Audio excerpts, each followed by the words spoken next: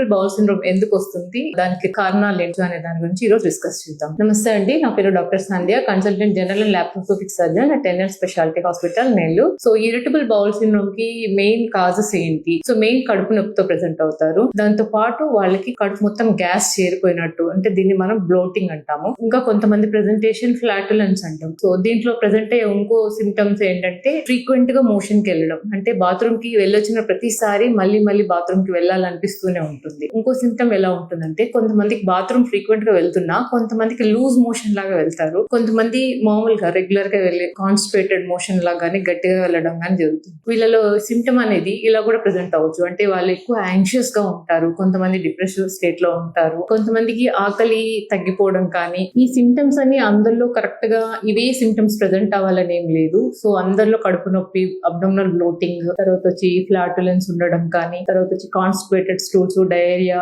లాగా presentation, frequent గా motion కి వెళ్ళడం ప్రెజెంటేషన్ అలా ఉండదు. ఒక్కొక్కరిలో ఒక్కొక్క విధంగా ప్రెజెంటేషన్ ఉంటుంది.